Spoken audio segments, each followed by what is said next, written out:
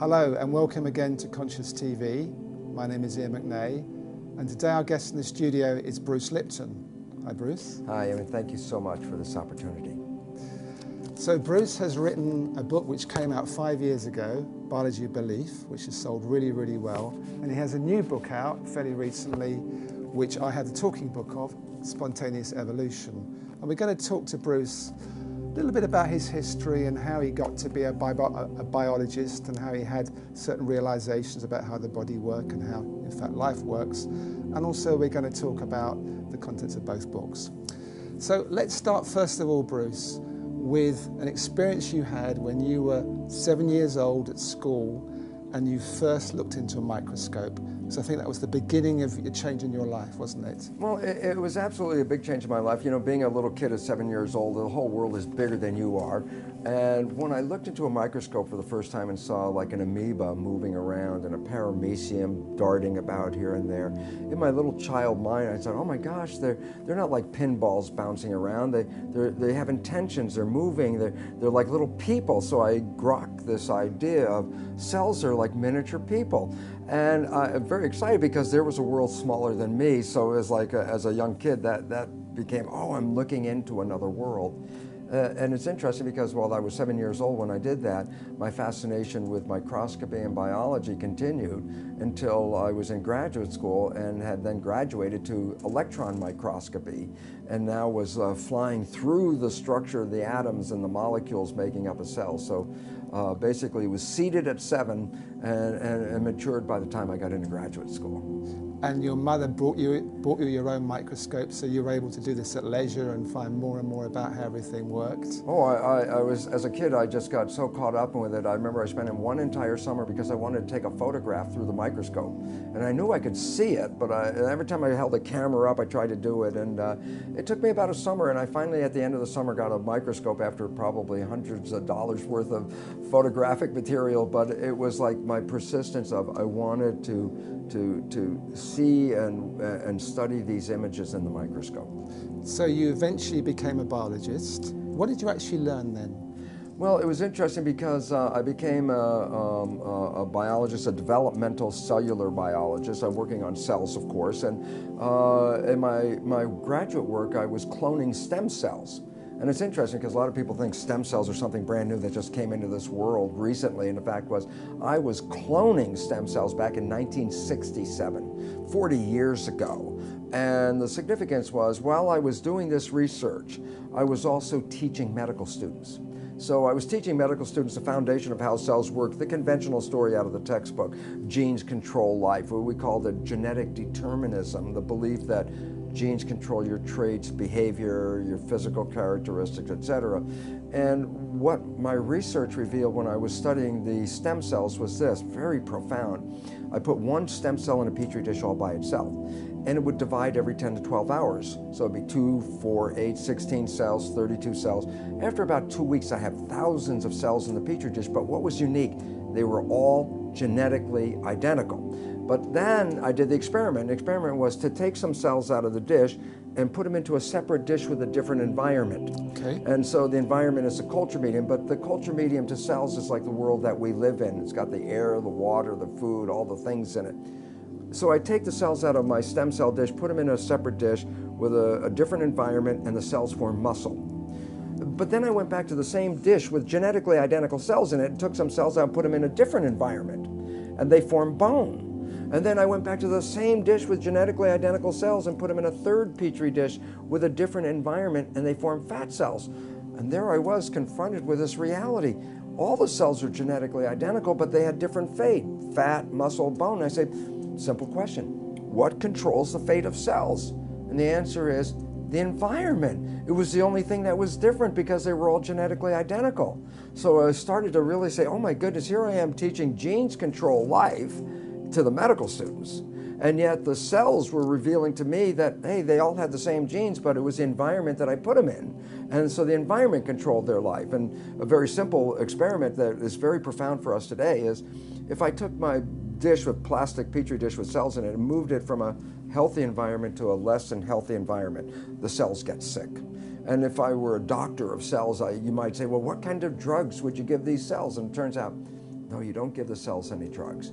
You just take the dish from the bad environment, put it back into a good environment, and the cells will innately, naturally come back to health again. So how did this realization impact you at the time?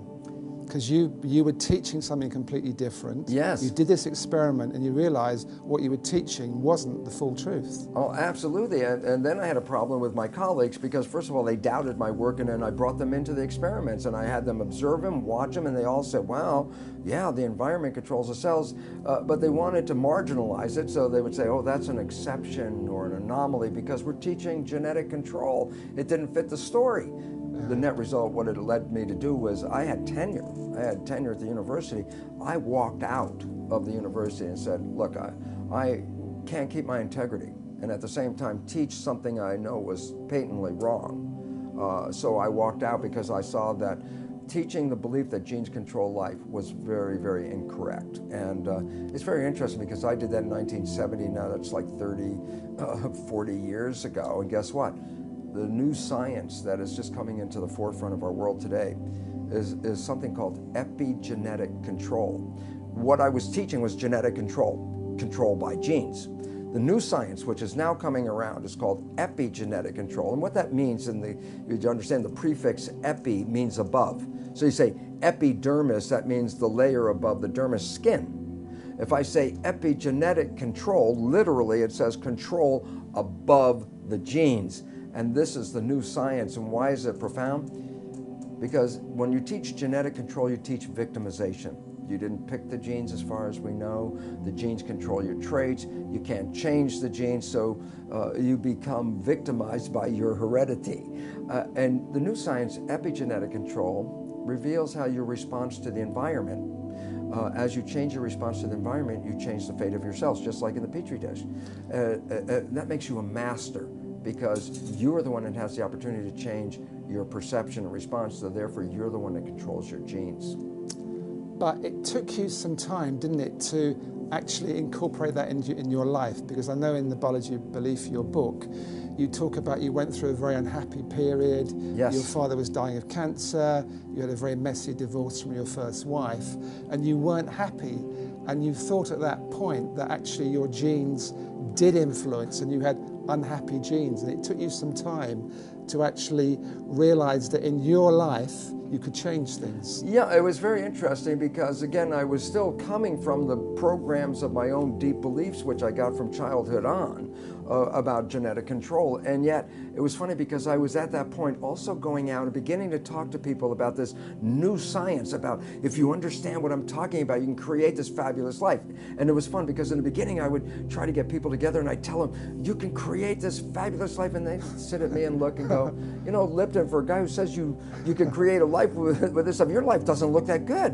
And essentially, I almost said, unfortunately, I didn't say the words, but I essentially said, well, do as I say, not as I do. And that was the opening point that said, oh my God, I can't just talk about the academics of the new science. To make it work, you actually have to apply the principles of the new science. And that was a change point in my life where I said, well, I'm not going to lecture on this unless I verify to myself that by influencing my personal beliefs and attitudes and things that I can change my biology. And it was wonderful because it only took just a short time to realize how I manifest profound changes in my life by taking in the understanding that how I see the world, my perceptions, control not just my internal biology and my genetics behavior, but it controls how I create in the world around me. So I went from a world of almost self-destruction into this world of more mastery. And the most exciting thing is I found since that time that I absolutely live in heaven because I've created a life. Let's look at practically how you did that, just so people pick up a few clues. Okay, well, the first thing is this. The work showed that your mind's perception of the world changes your biology, the chemistry of your body, which changes your cells. And I said, okay, so if you control how your mind operates, then you can control your chemistry. But then here's where the problem comes from. There's two parts to the mind. The conscious mind, which has your personal identity, your spirit, your source attached with it, is a creative mind. The conscious mind can see into the future, can review the past, solve problems. The subconscious mind, the other mind, is more of a habit mind. That's when you learn how to do something, and once you learn how to do it, you don't have to think about it, it's automatic. Well, most of us walk around in the world thinking that we're running our lives with our creative mind. And I'd say, Emmett, what do you want out of your life? And you would say, oh, I want to be healthy, I want to have great relationships, and then you try to say, I'm running my life with these beliefs. But science has now revealed that we only run our lives with our conscious mind at most about 5% of the time. So we're running on these subconscious programs. 95% of the time. Okay. And then the issue is, well, where'd you get the fundamental programs that you operate from? And here's the thing I learned is that it's in the first 6 years of our lives that the brain is in a functional state, an EEG state, the electrical activity, that is not even in consciousness. A child doesn't even reach conscious brain function until about 6. So the first 6 years of your life, your brain function is lower frequency. It's called theta, which is like a hypnagogic trance, a hypnosis.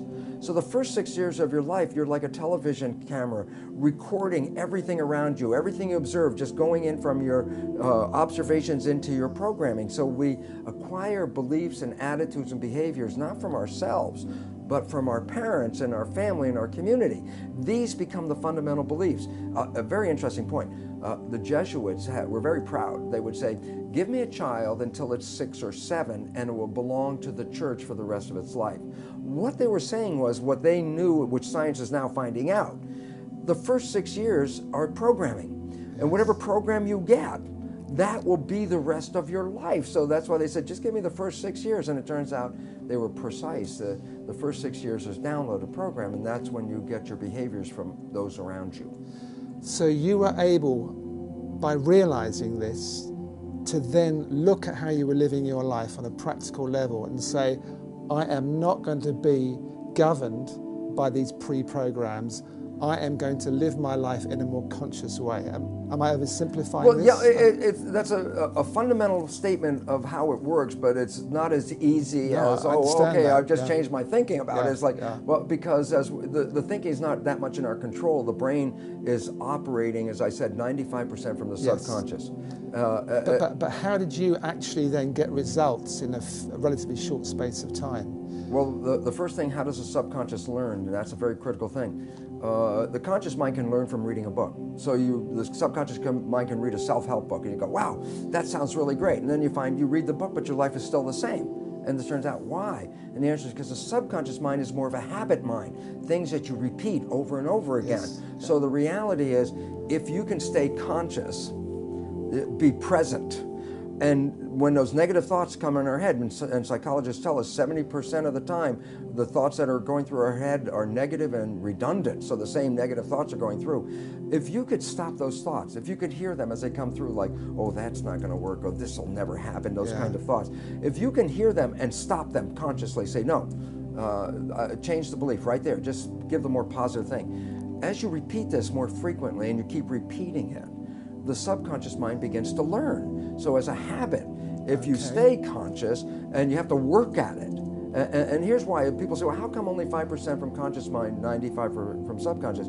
Because the conscious mind can think into the future and think into the past and solve problems. Then think about it yourself. Most of the time, you're thinking about something. Well, if you're thinking, you're using the conscious mind. Well, if you're using the conscious mind for thinking, then who's running the show? And the answer is, when you're not paying attention and you're thinking about what I'm going to do tomorrow, your subconscious is running the show. So you used the words, be present. Be present. Which be mindful. We hear a lot. So be mindful, which really means be aware of what's going on. So you get an automatic reaction, you're aware of that, and you say, I don't want to go there, that's an old pattern, and you look at a new way to be in that situation. Exactly. And you have to repeat it over and over again, because if you think, well, I got mad at myself yesterday because I repeated that same stupid thing, and I got mad again today because I repeated the same stupid thing, and then people give up because they get frustrated. And it's like, no, it's a habit.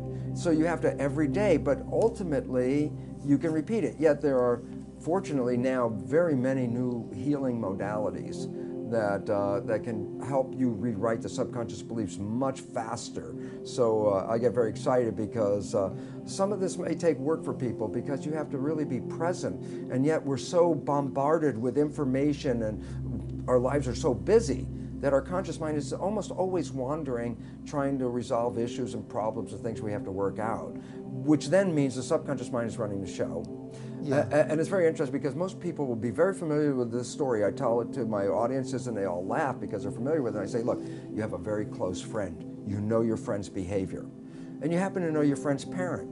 And at some point you see that your friend shares the same behavior as their parent. So you casually volunteer, you go, you know, Bill, you're just like your dad. And that's when you have to back away from Bill. Because Bill's the first guy that says, how can you compare me to my dad? And everyone laughs because they're familiar. But I say, no, there's two very profound points from that one story. And profound point number one, everybody else can see that Bill behaves like his dad. He got his programming from his dad. It's only Bill who doesn't see it. Yeah. And profound point number two, we're all Bill. Because all of us got programming and all of us operate with these programs and we don't even see we're doing it, that we even when told we're doing it will deny that we do these behaviors because we don't even see when we're doing it. That's why it's called subconscious, below conscious. Because you went from, and I'm quoting from your book, wanting to be anyone but me, yes, to being, I think you quote yourself as the happiest man in the world. You felt so happy. Oh my So you gosh. proved that this can work. Well, I had to because I said when I first started talking about it, it was from an academic conscious point of view. This is what I learned, but my subconscious programs are still exactly the same. So while I had this wonderful knowledge, my life still wasn't anything I wanted to brag about it because it wasn't. And as you know, that old game, well, who would you like to be? And I could think of anybody I'd rather be than me. And yet, when I started to apply the new science and rewrite the subconscious so it supported me rather than the programs of limitation or disempowerment that we get from our parents and our community as children, which almost all of us get, when I put in the new programs, all of a sudden I started to find, my goodness, my life completely turned around. All wonderful things started happening in my life. I was healthier. I haven't been to a doctor in 20 years. I don't need that. I don't take any of their drugs. Why? Because most of the illness is just from the stress of not living in harmony. And when you learn to get rid of the limiting programs that we got as children and put in programs that support you, guess what? Then all of a sudden, the place turns into heaven. And it's interesting, people, I tell people, well, you create your own life, and then they look around and go, I don't want responsibility for this, but I say, well, you didn't know you were creating with these unconscious beliefs. And yet then I tell people, especially people that have fallen in love, and people have fallen head over heels in love, I say, go back to that time when you first fell in love. Let me ask you a question. Were you healthy? And oh yeah, I was healthy as anything. I said, did you have energy? I said, oh, I had so much energy, made love for days in a row without even eating. And I go, yeah, and I go, and how was life for you? It was so exciting. I couldn't wait for the next day. So I said, in this little period that that I refer to as a honeymoon, I say, wasn't life like heaven on earth? And they go, well, yeah. And I go, that was not an accident. That was an actual creation. And you say, but what was different that made life so heaven on earth during love? And the answer is because you become very self-conscious of yourself. You don't rely on the habits. The day before you meet this person, you're going to go on a date. I say, especially to women, I say, how long did it take you to get dressed? And they say, well, it was 15 minutes and I was out of the house. And then I say, now, tonight, you're going to go on a date with this person who has just rocked your world. And I say, how long does it take you to get dressed? It's like, my God, it may take an hour or two. And I say, yesterday, 15 minutes, today, an hour or two. What's the difference?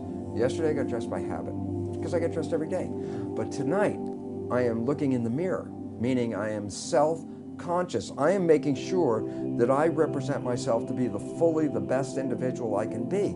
And when both parties are not relying on the habit, and both of them are saying, I'm creating the best I can be, they're living in the moment of the now, they're being very mindful, they're being very present, and guess what? Heaven on earth is created. Unfortunately, life gets busy. It's hard to stay present. And they're meeting as well. They're truly meeting. Oh, yeah, yeah. Which is also very rare, unfortunately. Well, and why is that important? Because it did demonstrate that you did create this period, and it's available to you all the time if you knew how not to get stuck in the old habits. But one of the things that I really found fascinating in your book is the fact we all have approximately 50 trillion cells in our body, and these cells are all self-sufficient. They have their own memory, they have their own immune system, and in fact you also go on to say that for 2.75 billion years there was only one-celled organisms alive on the planet. Yeah, and the nature is, as the single cell evolved to be the most intelligent it could be, it ran into a physical limitation because intelligence is physically tied up with the membrane or skin of the cell. You can only have so much membrane. So evolution apparently stopped. It was like 2.5 billion years, just a single cell organism. Then it said, well, how can you have more evolution? The answer is cells decided to come together in community, because when cells come into community, they share awareness. So there's more awareness with 10 cells than there is with 1 cell. And there's more awareness with 1 million or 1 billion or 1 trillion. So when you look at a human being, while we see ourselves as single entities, the truth is we are made out of 50 trillion amoeba-like cells. And so our body is this giant community. And what makes it very exciting, as you mentioned, is, well, in my own work with cloning cells, I can take a cell out of your body and it could live outside of you. Why? It has its own intelligence. It has essentially every function in your body is present in a cell. So my 7-year-old vision manifests to be true when I got older, to realize cells are miniature people. And then you say, well, what about happens in the human body? And I go, this is where the issue comes in, is because you have 50 trillion cells living in community, but your mind is the government. When a government works in harmony with the people, then the people thrive and the community is in good health and grows. But when a government is not really supportive or not working in harmony with a community, then the government can cause the nature of that community to fall apart, or even lead to the end of the community. Well, that's what we're finding out. Our mind is the government. And when we entertain harmony and the right living in balance with nature and with each other, then we provide our 50 trillion cells with very life-supporting information and chemistry. So harmony means giving the body good food? Yes. Not being stressed out? Absolutely. Living in a happy environment? Yes. Basically it says, as I said, when I had my petri dish of cells, if I put it from a healthy environment to a bad environment, the cells got sick. But you didn't have to give them drugs. But all you did is take the dish from the bad environment and put it in a good environment. And the joke, which I like to tell people, is, well, this happens in a plastic petri dish, but guess what? We are skin-covered petri dishes.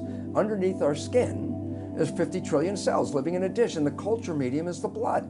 And so when I change the culture medium in a plastic dish, I change the fate of the cells. And I say, well, then what controls the culture medium? My blood, the chemistry. And the answer is, my thoughts influence my brain, and the brain releases chemistry that matches my thoughts. So when I'm in stress or I'm afraid of the world, I release different chemistry into the blood than if I open up my eyes and I find myself in love. I release completely different chemistry. And it's like, well, all I have to ask an individual is, how do you feel when you're in total love, or how do you feel when you're in fear? And the answer is, well, I feel totally different. And guess what?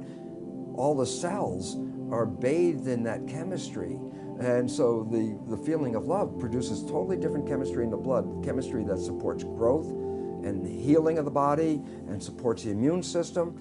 And in contrast, when we perceive reasons to be afraid and we release stress hormones into our body, we actually shut off the growth mechanisms and the immune system to save the energy. Why? Because if you believe you're going to have to run from that lion, you want all the energy available to run from a lion. So when a person is in stress, they allocate their energy reserves for fight or flight, but take it at the expense of the health of the system, the immune part of the system. And so the more stress you're under, the more bad chemistry, in a sense, of not supporting you that you experience. And it's a very important point. In our evolution, stress or fear was not the mainstay of life. The mainstay of life was to be happy and live in the harmony of the environment. Every now and then a saber-toothed tiger would come. Okay, now it's time to be stressed out.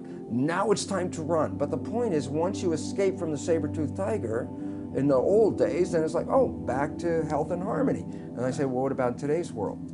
Today's world is 24/7 run from the tiger. And this is not biologically sustainable, because the chemistry of protection contrasts with the chemistry of growth. Yeah, it's interesting how the body, you point this out in Spontaneous Evolution, your second book, that how the body also is a snapshot of how we are as a human race. Oh, absolutely, because what we would see from a new understanding of evolution, which is a great extension beyond the Darwinian belief, which is quite limiting, okay, and quite troublesome, in fact. Because just think about what the principal Darwinian belief is. that evolution is based on a struggle for survival with a competition for fitness. So that says, oh my God, then our world is, we're all out there in a dog-eat-dog rat race trying to survive, because if you stop running, the person behind you is going to run over you. So if that's your way of life, then every day, by definition, you are living in a stress hormone body because of all the fears that we have. And yet evolution says, no, evolution is based on community and cooperation. A body has 50 trillion citizens. They live in harmony with each other. And it turns out that every human being, we're beginning to find out, is like a cell in a larger community called humanity. So in biological terms, the organism that's evolving on the planet is not the human being. We already did that. The organism that's evolving is the superorganism called human civilization. And right now, humans are fighting each other and killing each other. And if I say, well, what would that look like inside the body if the cells fight each other and kill each other? And I say, oh, well, that's called autoimmune disease, self-destruction. And autoimmune disease can kill you from the inside. And that's on the increase, isn't it? Oh, absolutely, because our biological lives are complements to the environment. Yeah. The more stress and more violence on the outside, the more that's taken inside in biology and converted to disruption and disharmony of your own cellular internal community. So what can we then do as a human race? Maybe it's an obvious question, but here we are. We represent, in a way, the 50 trillion cells that are in our own bodies on a bigger scale. And here we are, we see the intelligent ones, the ones that are really looking and seeing what happens inside their own body. They're seeing what happens on the outside. But as you mentioned again, in spontaneous evolution, there's also the consensus reality. Yes. And even though individual people can see what's happening, what can they actually do when there's this whole other, I suppose, stronger force playing its part? Well, you're right. I mean, it's a stronger force because everybody's mind is like a tuning fork, because actually you can read brain activity from outside your head with a new thing called magnetoencephalograph. Most people are familiar with electroencephalograph, put wires on your head and read your brain function. Okay, yeah. The new one, magnetoencephalograph, they put a probe out here, and they can read your brain function from outside. Well, it's a very important point. He says, well, if you're reading my brain function from outside, then what am I doing? I must be broadcasting my brain function. So all of us are like tuning forks. But if we're all out of tune, then there's a tendency for even a tuning fork that tries to stay in tune will be pushed out of tune by something we call entrainment. And the issue is, how can you survive in this world? And the answer is you must essentially detach yourself from this field around you, not be taken in by the stories, not buy into the fear, not to buy into the threats on our existence, to start to recognize, look, we are creating these lives. If you buy other people's creation, then you manifest what they're creating. If you want what you want, then you have to not get engaged. And the more conscious you become, the less you are affected by the outside fields. And so this rising consciousness that we're seeing is the evolution of humanity to rise above the noise of the background and recognize you're the creator, just like we talked about. If you can create a honeymoon for yourself while you're in love, and everyone started to create a honeymoon for themselves, then all of a sudden the concept of war and violence would disappear, because if everybody's in love and everybody's in harmony and everybody's so excited by being here, then the competition and violence that we live by because of today's beliefs would disappear.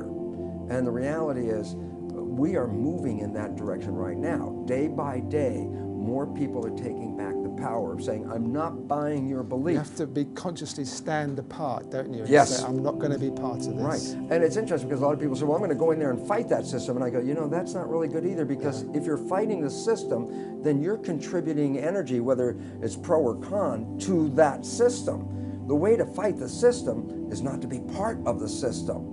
And it's fun because I talked to some British people I know, I forgot what they were called, but there were people who are somewhat living all through England, but nobody knows where they are, who they are. They're sort of out there, and they're having this life independent of the government even knowing who they are. And it's like some level, we all have to start doing that. But when we do that, then we'll find there's more of us than the other ones. And then all of us who are on the outside of the system actually become the new system. So there becomes this critical point where things start to shift, you feel? Yeah, and I think we're really approaching that with 2012, and I think that is a very auspicious beginning, because it's not a mystical thing. It's really a change in the energy fields of the earth because the Earth is changing its position in relationship to the Milky Way. So basically, the energy that comes from all the stars and the sun especially influence who we are. When we change our positions in the relationship to the field, we change our response because we evolved in the field of energy, and when the field of energy changes, so do we. Something else you talk about in the book, which I found quite fascinating, was the placebo effect and the nocebo effect. Yeah.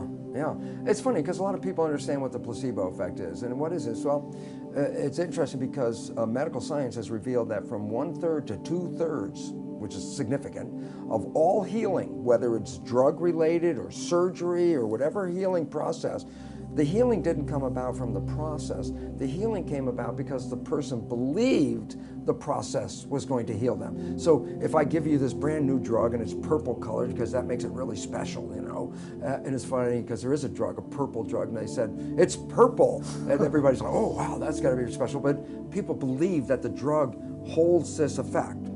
And you give a person this drug, and all of a sudden they heal themselves and they say, yeah, the drug did it. And then you tell them later, but it was just a sugar pill. That healing didn't come from the drug, it came from the belief in the drug. So the belief in healing is what heals you. So it comes back to the mind again, doesn't it? Yeah, it's again the power of belief. In this case, it's a very positive belief that this procedure, drug, or whatever is going to heal me.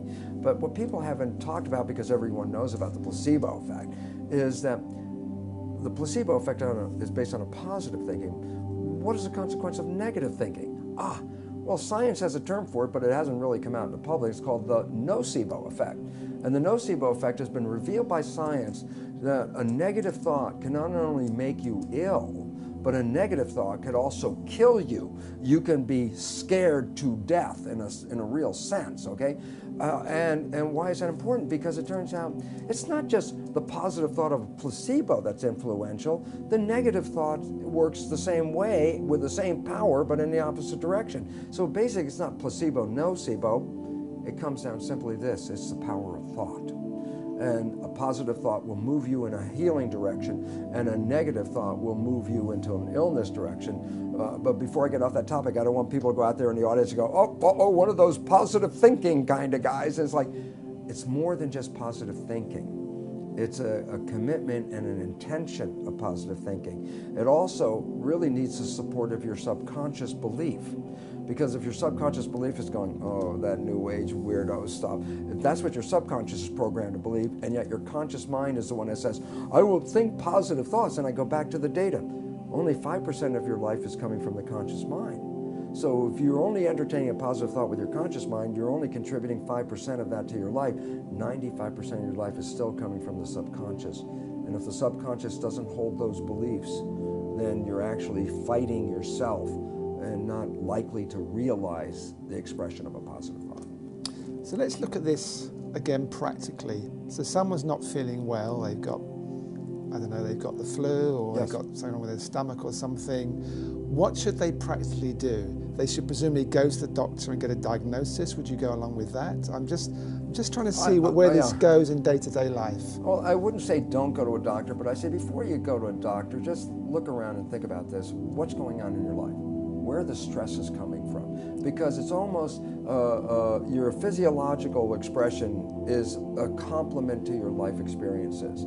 Those people that are happy are healthy. As I said, when you're in the honeymoon, you didn't get sick in the honeymoon. That's when you're absolutely healthy. But when you got caught back up into real life, that's when illnesses start to occur. So we always look at, oh, I must be sick, there must be something wrong with my biology, when it turns out it didn't begin with your biology. Only about 2% of illness is actually connected to genetics, let's say. 98% of illness is not just genetics, it's environment. So when a person says, oh, I have the breast cancer gene, and people think, oh, I'm going to get breast cancer. And I say, well, wait. 50% of women that have the breast cancer gene get cancer. What about the 50% that have the gene and didn't get the cancer? And we never study that side. We only study the side that got the cancer. And you find out, well, what is it that the 50% do that don't have the cancer yet have the gene? What's different? The answer is their lifestyle is different. Their stresses, their fears, their concerns are not the same as the one that get the illness. The genes are like give you a propensity to get a disease, but that propensity is based on how you perceive life. And it's interesting, studies show that when children get adopted into a cancer family, the adopted child will get the cancer with the same percentage or probability as any of the natural sibling. And you say, but yeah, but the child came from totally different genetic stock. And the point is, yes, it wasn't the genes that promoted the cancer, it was the lifestyle that promoted the cancer, especially the lifestyle of stress. And then I say, well, if stress is causing lifestyle, I look around at the world and I go, my God, no wonder everybody's sick. Every day is filled with more stress than the day before. And if you buy into the stress, you take that disharmonious vibration, essentially, bring it in your life, and you end up with disharmony inside your body. Your life is a reflection of what you see. Yeah, it's a question of going back a few steps. That's what I'm hearing, and just looking to see, well, I'm not feeling well, and I had the same thing last year. What's behind that? Am I happy in my life? What is emotionally happening? Absolutely. What is happening physically? Am I doing the right things to support my body? Absolutely. It's a fundamental look, isn't it? I don't want to say don't go to the doctor, so I'll go back just 20 years ago, the last time I went to a doctor. Okay. I went to a doctor because I had pneumonia. And I said to myself, well, yeah, I can see why. But at that moment in my life, there was so much stress going on in my life that I could see I had opened my system up to that. But then I also realized, okay, well, I can, handle this with my consciousness. But then I realized the bacteria were doubling and they're growing faster than I can handle my consciousness. So I said, okay, now's the time for some penicillin. But the concept of it was, I don't rely on the penicillin, and all I had to say was, look, I get back on my feet and I go, it was my responsibility. And if I don't get into that same stressful situation again, then I won't have to go through this again. And it's been 20 years. So it's intelligent learning, isn't it? Yes. Don't discard the element of medicine until your consciousness gets high.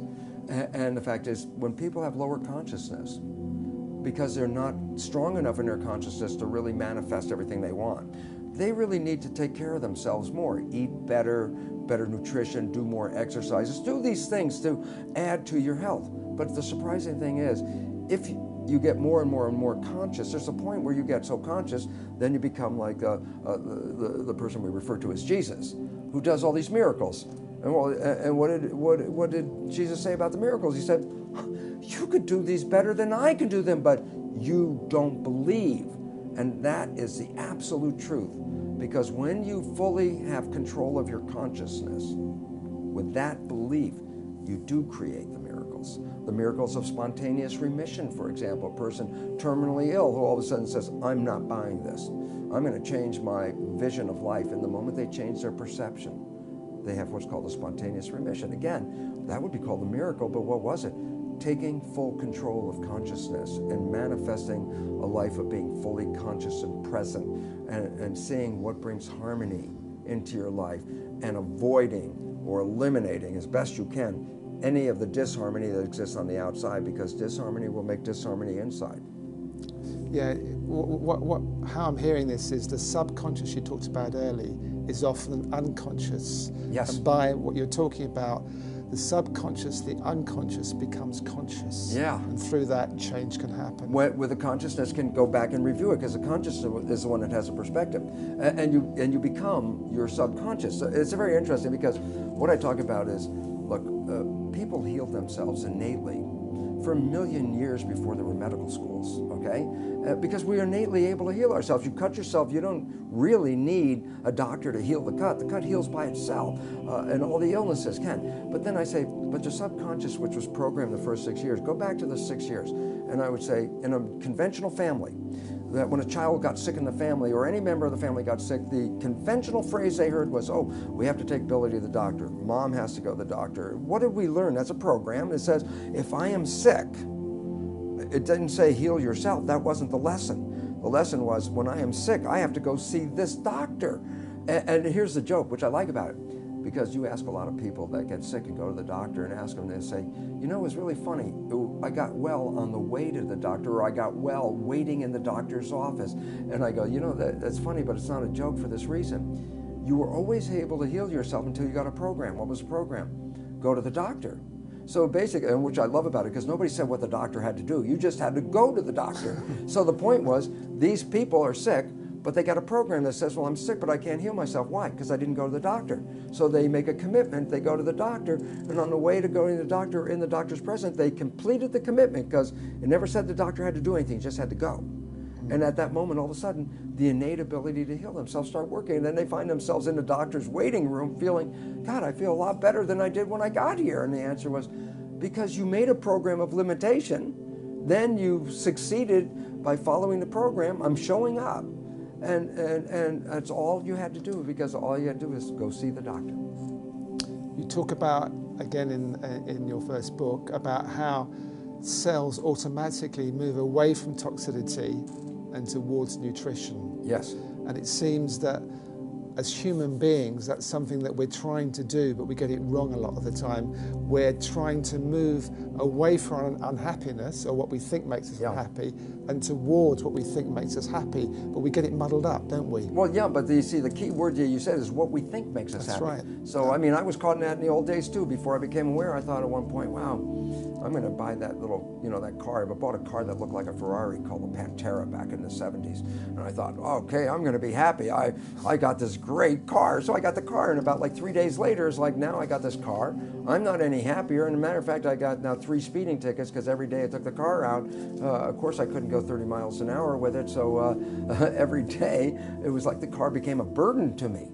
And it was all of a sudden, so, well, that whole program that Ferrari is going to make you happy, that was a misprogram. It wasn't the car that makes you happy.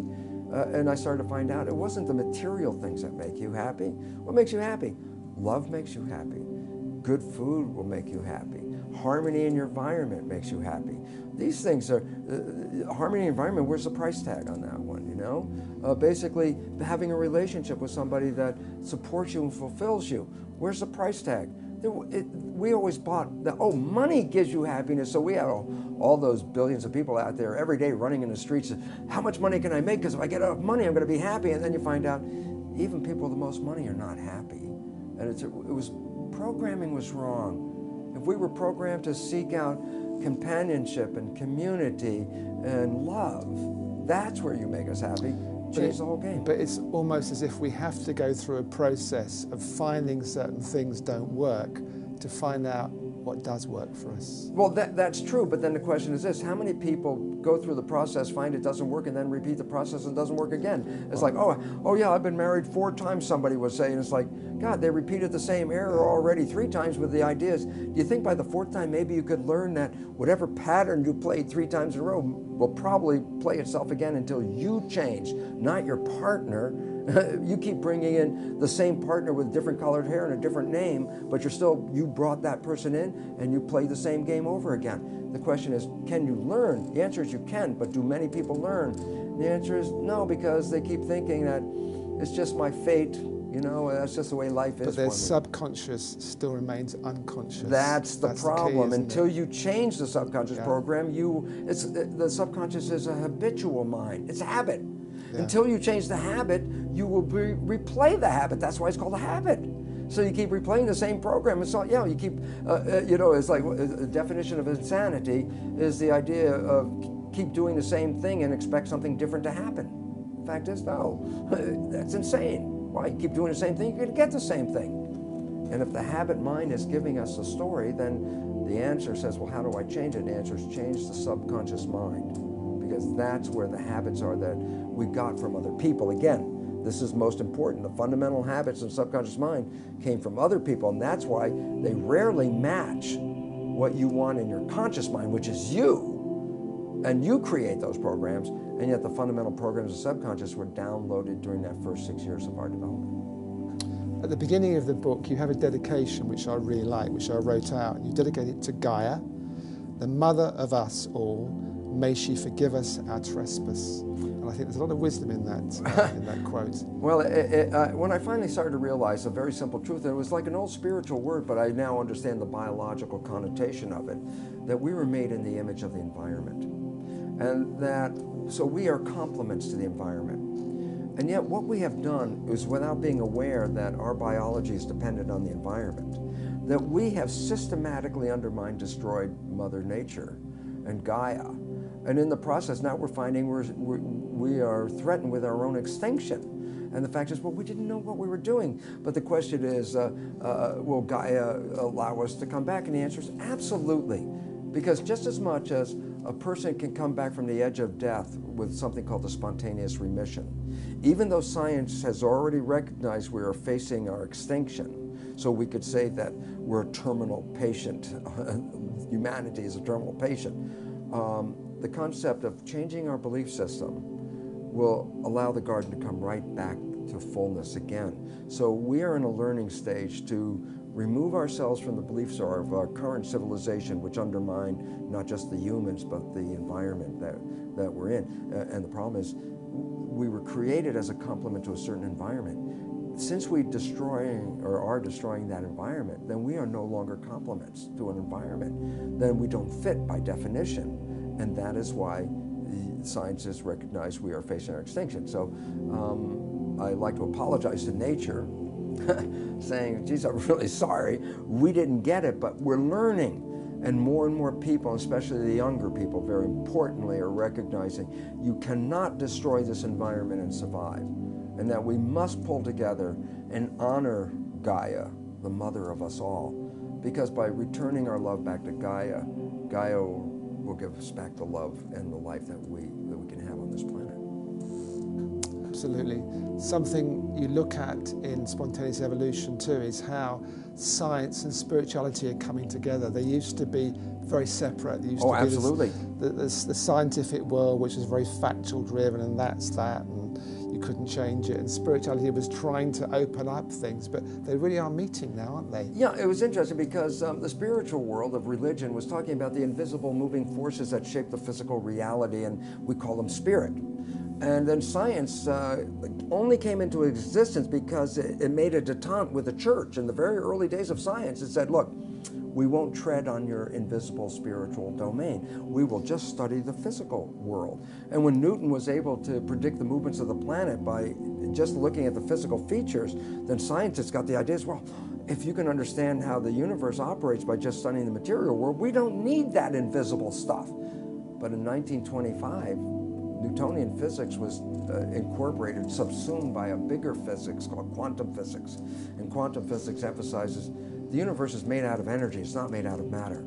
And then I say, well, what does the quantum physicists call this energy that the universe is made out of? I say, well, they call it the field. I say, what's the definition of the field? I love this. Invisible moving forces that influence the physical world. I go, my goodness, that's the same definition as spiritual is used for spirit. I go, yes. Quantum physics, emphasizing the invisible field as primary to the physical world, is essentially reiterating the statement of the spiritual people who talked about the invisible forces shaping our physical existence. And so, by definition, science, the new science of quantum physics, is bringing us back into alignment with the spiritual reality. Hopefully, the dogmatic beliefs of the church, which had talked about these wonderful terms but didn't allow us to live there, and science, which is still stuck in its material plane, will both divest themselves of their dogma and allow us to come together and recognize that we're all part of that invisible field, that we don't even live in our own bodies, if you understand the nature of how the cell works, that we are part of the field being downloaded into our body, that we're all, by definition, the field, or we're all spiritual, same definition. And if we recognize this, the unity of it, and that you cannot be taken out of the field, and you cannot be, in a sense, punished by the field, you are the field, then maybe the beliefs, those very restrictive beliefs from both science and from the dogmatic religion, will disappear, because the people owning their own spirituality, owning their own responsibility, and not saying, oh, it's spirits that did this or things, other factors, that we are the creators, will generate a new world. Because what I firmly believe is very simple. Go out and talk to the average person anywhere in the world and say, if you could create a world, what would you like? Well, I'd like a world where there's peace and harmony, and I'd like some food and a job. And I go, isn't it amazing how everywhere you go in the world, virtually the entire population has the same belief? I go, then how come we don't have it? And the answer is because the leadership isn't exercising that belief. So I trust the people to take over the leadership of this world, and that the structure that is actually in a state of collapse. when it collapses, this will be our opportunity to evolve from the very destructive Darwinian perception of a world into a more holistic holism that says we're all part of the same system, we're all cells in the same body, and when we work together, we will create magic on this earth like nothing has ever been seen before. So I'm very optimistic about that. I think that's a great place to finish, Bruce. Thank you very much. Thank you so very much. I so appreciate this opportunity. And I just want to do a little plug here for Bruce's 2 books, Belief of Biology, Biology of Belief rather, and Spontaneous Evolution, which I had as a talking book, which I really enjoy listening to in the car. So thank you, Bruce Lipton, and thank you for watching Conscious TV. Hope we see you again soon. Goodbye.